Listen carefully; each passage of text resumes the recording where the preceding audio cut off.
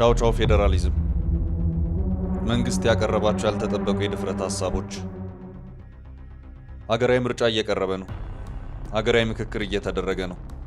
ተቃዋሚው ኃይል የኢንተርኔት ላይ ሰልፍ እያስተባበረ ነው። ህዝቡ ግራ ገብቶታል። ኑሮን በመደገፍና ሀገር በመውደድ መሃል ያለው ቀጭን መስመር እንዳይበጠስ እየተጠነቀቀ የሚሆነውን ይከታተላል። በዚህ ሁሉ መሃል ነው ያልተጠበቀ የመንግስት ሐሳብ ብቅ ያለው። ለሀገራዊ ምክክሩ የድርሻውን ሐሳብ የሰጠው መንግስት ያነሳቸው ሐሳቦች ድፍረት የተሞላባቸውና ብዙሃኑ ያልጠበቃቸው ናቸው። ከሰሞኑ በመከላከያ ሰራዊት የቀረቡ የክልል አወቃቀር ስርዓቱን የተመለከቱ ሐሳቦች መነጋገሪያ ነበሩ። አሁን ደግሞ መንግስት የብሔር ፖለቲካን ሊያስቀር የሚችል ዳርዳርታ ያለው ሐሳብ ማንሳቱ እየተነገረ ነው። እውነት ብሔርተኝነትና ብሔር ተኮር የሀገር አስተዳደር ስርዓት ከኢትዮጵያ ይወገድ ይሆን? እስቲ አብራችሁን ቆዩና መንግስት ያነሳቸውን ሐሳቦች ከባለሙያ ድጋፍ ጋር በጋራ እንመርምራቸው። የግላችንንም ሐሳብ እንስጥባቸው። መልካም ቆይታ። ለቤት ፈላጊዎች ታላቅ የምስራች! በመሃል አዲስ አበባ ሳር ቤት 88 ካሬ ባለ 2 መኝታና 130 ካሬ ባለ 3 መኝታ በ36 ወር የሚረከቡት አፓርትመንቶችን አቀረብንላችሁ።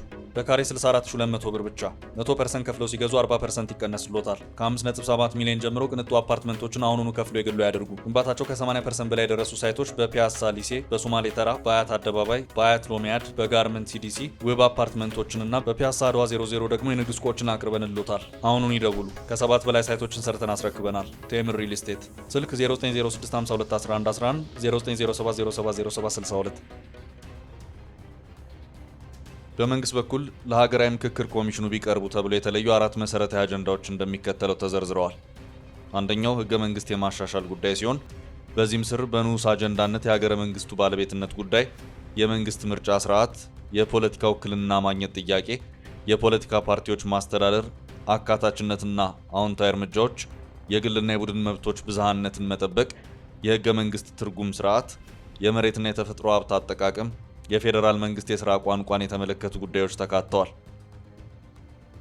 ሁለተኛው የብሔራዊ ምልክቶች ጉዳይ ሲሆን በዚህ ስርም የሰንደቅ ዓላማ፣ የሰንደቅ ዓላማ ትርጉም፣ የሰንደቅ ዓላማ መገለጫዎች፣ የሰንደቅ ዓላማ አገልግሎትን የተመለከቱ ንዑስ አጀንዳዎች ይገኛሉ። ሶስተኛው ታሪክ፣ ትርክትና እርቀ ሰላምን የተመለከተ አጀንዳ ሲሆን በዚህ ስር ደግሞ የታሪክ ብያኔና የወደፊት አቅጣጫችን በትላንት ከመጋጨት ይልቅ ትላንትን በሽግግር ፍትህ፣ በይቅርታና በእርቀ ሰላም ብሔራዊ መግባባትን በመፍጠር መሻገርን የተመለከቱ ንዑስ አጀንዳዎች ቀርበዋል። በዚሁ ስር በጋራና አሰባሳቢ ትርክት ላይ መግባባት መፍጠርን የተመለከተ ንዑስ አጀንዳ የቀረበ ሲሆን እያጋጨን ያለውና አላግባባ ያለን የነጠላ ትርክት በመሆኑና የጋራ አሰባሳቢ ትርክት መፍጠር አስፈላጊ ነው የሚል ነጥብም ተካቷል። አራተኛው ብዝሃነት፣ ሀገራዊ ግንባታና የፌዴራል ስርዓቱን የተመለከተ አጀንዳ ሲሆን ምን አይነት ሀገራዊ ግንባታ እንከተል፣ በብሔር ማንነትና በሀገራዊ ማንነት መካከል ሚዛን መጠበቅ ያለውን አስፈላጊነት፣ ጠንካራና ቅቡልነት ያለው መንግስት መገንባት፣ ምን አይነት ፌዴራላዊ ስርዓት እንከተል፣ ዴሞክራሲ እንዴት እንገነባለን፣ በመጨረሻም ደግሞ አዎንታዊ የሆነ ዘላቂ ሰላም ግንባታን የተመለከቱ ንዑስ አጀንዳዎች ቀርበዋል። እነዚህ የመንግስት የምክክር አጀንዳ ነጥቦች ደግሞ በሁሉም ዘንድ ቅቡልነት አግኝተው በስተመጨረሻ በሀገራዊ ምክክሩ አልፈው ለመንግስት ውሳኔ በምክር ሀሳብነት ቀርበው ወይም በህዝበ ውሳኔ ወደ ተግባር የሚለወጡ ከሆነ የሀገሪቱን ሁለንተናዊ የፖለቲካ ስርዓትና ሀገራዊ ማንነት ጭምር የሚቀይሩ መሆናቸው ይገመታል። መንግስት ከዚህ ቀደም ህገ መንግስቱን ሊያሻሽል ነው፣ ፌዴራላዊ ስርዓቱንም ለመቀየር ይፈልጋል፣ እንዲሁም ከፓርላሜንታዊ ወደ ፕሬዝዳንታዊ መንግስት ስርዓት እንዲቀየር እየሰራ ነው ሲባል ቢቆይም እስከ ሰሞነኛው የሀገራዊ ምክክር ኮሚሽን መድረክ ድረስ ግን በግልጽ የወጣ የመንግስት አጀንዳ አልነበረም። ከዚህ ቀደም ጠቅላይ ሚኒስትር አብይ አህመድ ለአንድ ወገን ወይም ክልል ፍላጎት ተብሎ ህገ መንግስት ወደ ማሻሻል እንደማይገባ በመናገራቸው ምክንያት ስርዓተ መንግስቱ ላይ የቅርጽ ለውጥ የሚያስከትሉ ግዙፍ ጉዳዮችን ለማሻሻል መንግስታቸው አይሞክርም የሚል ድምዳሜ ሲሰጥ ነበር። መንግስታቸው ወደ ስልጣን ሲወጣ ከህገ መንግስት ጀምሮ ለማሻሻል ለውይይት የማይቀርብ አጀንዳ እንደማይኖር ሲገልጽ ቢቆይም በሂደት ግን ፌዴራላዊ ስርዓቱን ሊያፈርስና ህገ መንግስቱን ሊቀድ እየተንቀሳቀሰ ነው የሚል ውንጀላ ከመንግስት ከወጡና ከሌሎች ተቃዋሚ ኃይሎች ሲቀርብበት ነበር። ይህን ተከትሎ በእነዚህ የፖለቲካ ስርዓቱ ለውጥ በሚያመጡ ጉዳዮች ላይ መንግስት ከአስተያየት መቆጠቡ ደግሞ ጉዳዩን ትቶታል የሚል ግምት ሲያሰጠ ቆይቶ ነበር። ሆኖም ከሰሞኑ እነዚህን ስር ነቀል የሆኑ አጀንዳዎች ለሀገራዊ ምክክር ኮሚሽኑ ማቅረቡ መንግስት ህገ መንግስቱንም ሆነ ፌዴራላዊ ስርዓቱን በተመለከተ የለውጥ ፍላጎት አለው የሚለውን ግምት በተጨባጭ አረጋግጦታል። ይሁን እንጂ የፌዴራል ስርዓቱንም ሆነ ህገ መንግስቱን የመቀየረው ሀሳብ አስፈላጊና አንገብጋቢ ጉዳይ ነው ወይ ከሚለው ጀምሮ እነዚህ ለውጦች ቢደረጉ መለወጣቸው ሊኖር የሚችለውን አንድምታ የተመለከቱ ብዙ ጉዳዮች መወያያ እየሆኑ ነው። ሪፖርተር ሀሳባቸውን የጠየቃቸው ሁለት የህግ ባለሙያዎችም ቢሆኑ የመንግስትን የምክክር አጀንዳዎች የገዘፈ ፖለቲካዊ ውጤት ሊኖራቸው የሚችሉ መሰረታዊ ጉዳዮች ሆነው እንዳገኟቸው ነው የተናገሩት። የመጀመሪያው አስተያየት ሰጪ የህግ ባለሙያው አምደ ሚካኤል አድማሱ የመንግስት አጀንዳዎች ጉልህ የፖለቲካ ስርዓት ለውጥ ሊፈጥሩ የሚችሉ መሆናቸውን ነው በሰፊው ያብራሩት። ህገ መንግስቱ መሻሻሉና ፌዴራላዊ ስርዓቱ መቀየሩ የሀገሪቱን የፖለቲካ አውድ እንደሚቀይረው ይጠበቃል። ለምሳሌ ከፓርላሜንታዊ ወደ ፕሬዝዳንታዊ መንግስት ስርዓትን የሚቀይረው ሀሳብ ተቀባይነት አግኝቶ ቢጸድቅ በሀገሪቱ ፖለቲካዊ ስርዓት ላይ ትልቅ ለውጥ ማምጣቱ ይጠበቃል። በእኔ ግምት ህገ መንግስቱ በራሱ ጥብቅ የማሻሻያ ድንጋጌ ያለው በመሆኑ ማሻሻያ ለማድረግ በሀገራዊ ምክክሩ በኩል ውይይትና መግባባትን በሚፈጥር መንገድ ቢደረግ የተሻለ ሊሆን ይችላል ተብሎ ታምኖበት እንዲህ ያሉ ጠንካራ አጀንዳዎች የቀረቡ ይመስለኛል። ህገ መንግስት ከማሻሻል አንጻር ብዙ የተሄደበት ርቀት ከዚህ ቀደም የለም። ተሞከረ እንኳን ብዬ ልገልጽ የሚችለው በኮሮና ወረርሽኝ ወቅት ምርጫ ማድረግና ማራዘም አጀንዳ አከራካሪ ሆኖ በመጣ ጊዜ ምን ይደረግ ተብሎ የህገ መንግስት ትርጉም ለማስተካከል ጥረት የተደረገበትን አጋጣሚ ነው። ኢህአዴግ በነበረ ጊዜ ህገ መንግስቱን የማይነካ ጉዳይ የማድረግ ዝንባሌ ነበር። ለምሳሌ መሬት መሸጥ መለወጥ የሚለው ህገ መንግስታዊ አጀንዳ ሲነሳ በኢህአዴግ መቃብር ላይ ነው የሚደረገው የሚል ምላሽ ለተቃዋሚዎች ይሰጥ ነበር። በቀደመው ጊዜ ህገ መንግስቱን ለማሻሻል ጥረት ብቻ ሳይሆን ፍላጎትም ጭምር አልነበረም ማለት እችላለሁ። ፍላጎት ቢኖር ራሱ በህገ መንግስቱ ከአንቀጽ 104 ጀምሮ ስለ ህገ መንግስት ማሻሻያ ሀሳብ ማቅረብ፣ ማሻሻያ ማድረግና ተያያዥ ድንጋጌዎች የሰፈሩ ሲሆን እነዚህ ድንጋጌዎች ደግሞ መላወሻ የሚያሳጡ አስገራሚ ድንጋጌዎች ናቸው። በተለይ አንዳንዶቹ የሁሉንም ክልሎች 2/3 ድምፅ የሚፈልጉ ናቸው። የአንድ ክልል 2/3 ድምፅ ከጎደለ የማሻሻያ እቅዱ አይሰራም። ህገ መንግስቱን ለማሻሻል ፍጹም የማይቻል ድንጋጌዎች የተቀመጡበት ነው።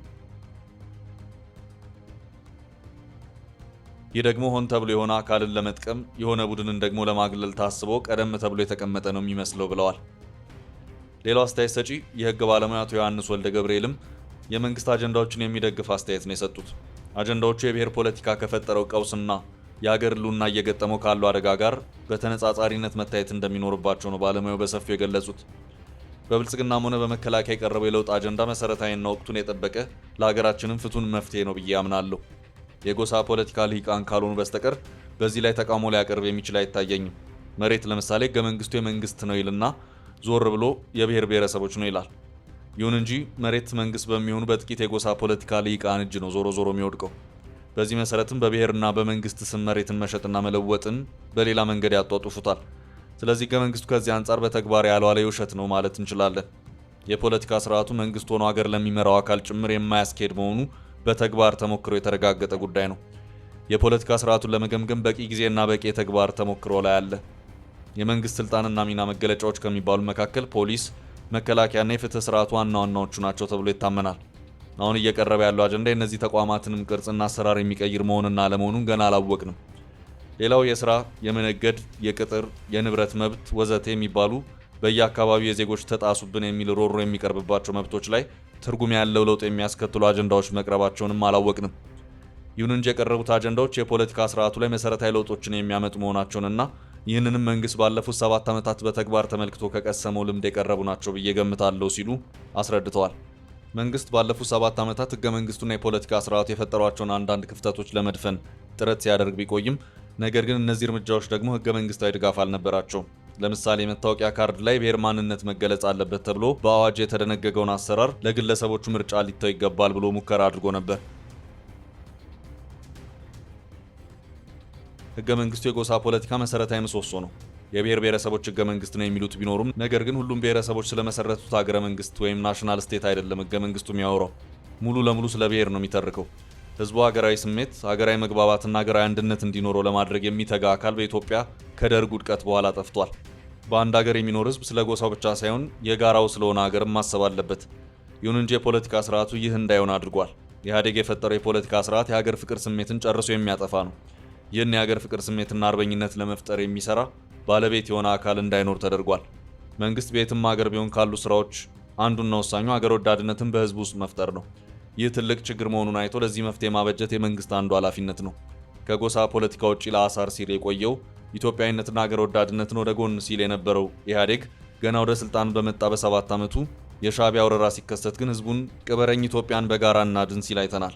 በዜጎች መካከል አሰባሳቢ አጀንዳ መፍጠርና ሀገር ወዳድነትን መገንባት ሀገርን ሆነ ራስን ከጠላት ማዳን መሆኑን መረዳት አለብን በማለት የተናገሩት አቶ ዮሐንስ በአንድ ሀገር ጥላ ለመኖር ሀገራዊ ስሜትና ሀገራዊ መግባባት መፍጠር ያለውን ወሳኝ ጠቀሜታ ለማጉላት ሞክረዋል። የህግ ባለሙያው አቶ ዮሐንስ እንደሚናገሩት አሁን ያለው ማንነትን መሰረት ያደረገ የፖለቲካ ስርዓት አገር ለማስቀጠል የማይችል ነው። የፈለገ ተሽሞንሙኖም ሆነ ተበጅቶ ቢቀርብ የጎሳ ፖለቲካ ትልቁን ማህበረሰብ የሚባለውን አካል ወይም አገር በጋራ አሰባስቦ ለመምራት የሚያስችል መሰረት አይሆንም ሲሉም ይከራከራሉ። የጋራ ማንነት ካልተገነባ ሀገራዊ አንድነትና ራዕይ ካልተፈጠረ የጎሳ ፖለቲካ እሳት የሀገር ወሳኝ ምሰሶ የሆኑ ተቋማትን ማፍረሱ የማይቀር መሆኑን አይተናል። የጎሳ ፖለቲካ እሳት መከላከያን የመሳሰለው የሀገር ደህንነትና ጸጥታ አስከባሪ የሆኑ ወሳኝ አካላትን ቀድሞ የሚበላ ሲሆን ደካማ ሀገር መፍጠሩ የማይቀር ነው። በጎሳ ፖለቲካ አንድ አካባቢን፣ ቀበሌንና አንድ ነገድን ልታስተዳድር ትችል ይሆናል እንጂ ሀገር ማስተዳደር አይቻልም። በጎሳ ፖለቲካ የአንድ ሀገር ፍትህ ስርዓት ማስከበር፣ የዲሞክራሲ ስርዓትን ማረጋገጥ ወይም ጸጥታንና ስርዓትን ለማስተዳደር አይቻልም።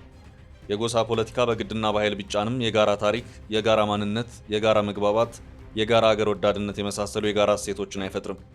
እነዚህን እሴቶች ደግሞ በዚህ ህገ መንግስት ውስጥ አታገኛቸው።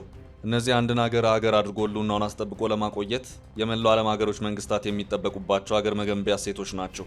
ብዝሃነት ለማስከበር ከጎሳ ፖለቲካ ውጭ አማራጭ የለም የሚሉ ኃይሎች የፈጠሩት የፖለቲካ ስርዓት ነው በኢትዮጵያ የዘለቀው። ይህን ስርዓት የተቃወሙ አህዳውያን ናቸው ይባላል። ይህ ግን ፍጹም ስህተት ነው። የጎሳ ፖለቲካ ሀገር የማስተዳደር የፖለቲካ ዘይቤ አይደለም። የጎሳ ፖለቲካ ኢኮኖሚ ስርዓት ዘይቤም አይደለም። የባህል የቋንቋና የማንነት እሴቶች ማሳደጊያ ሊሆን ይችላል።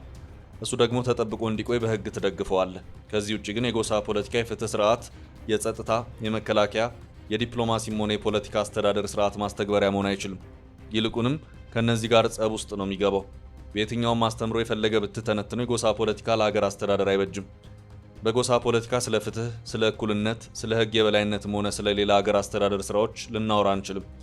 ይህ ደግሞ በተግባር ተሞክሮ በኢትዮጵያ ታይቷል። የጎሳ ፖለቲካ ልዩነት መፍጠር ነው ዋና ውጤቱ። ልዩነቱ ደግሞ ቀስ ብሎ ቤተሰብ ውስጥ ጭምር የሚገባ ነው።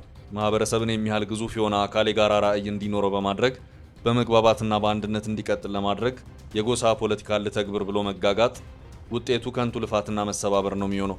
ፕሬዝዳንት የመንግስት ስርዓት መከተል በአንዳንድ አጋጣሚዎች ስልጣንን በተወሰኑ ሰዎች እጅ እንዲከማች ያደርጋል ይባላል። ዴሞክራሲን ለመገንባትም እክል ሊሆን ይችላል ይባላል። ሆኖም እኛ ጠንካራ መንግስት መጀመሪያ ሊኖረን ይገባል። ኢትዮጵያ በጎሳ ፖለቲካ በተዋቀሩ ክልሎች ስምምነት የተፈጠረችና በእነሱ ፍቃድ ብቻ የምትቀጥል እንደሆነች አድርጎ የተሰራውን የሀገር አንድነትና ህልውና ለአደጋ የሚዳርግ ስርዓት መቀየር አስፈላጊ ነው። አምባገነን መንግስት የሚመጣበት ስጋት ቢኖርም ነገር ግን በሂደት ስርዓቱን ማስተካከል ስለሚቻል ፕሬዝዳንታዊ መሆኑን አልቃወመው። የትኛው ክልል ነው ዛሬ ኢትዮጵያን ህልውና ለማስቀጠል ይሰራል ብለን የምንተማመንበት? ሁሉም እኮ በራሱ የጎሳ ፖለቲካ የተዘፈቀና ባመቸው ቀን በራሱ መንገድ ለመሄድ የተዘጋጀ ነው። ስለዚህ ሀገርን ወደ አንድነት የሚያመጣ መንግስት ያስፈልጋል በማለት ነው ሀሳባቸውን ያሳረጉት። ውድ የፈታ ዴይሊ ቤተኞች፣ እርሶስ ኢትዮጵያ ስለምትከተለው የብሔር ተኮር ፌዴራሊዝም ምን ሀሳብ አሉት? በኮመንት መጻፊያው ላይ እንወያይ።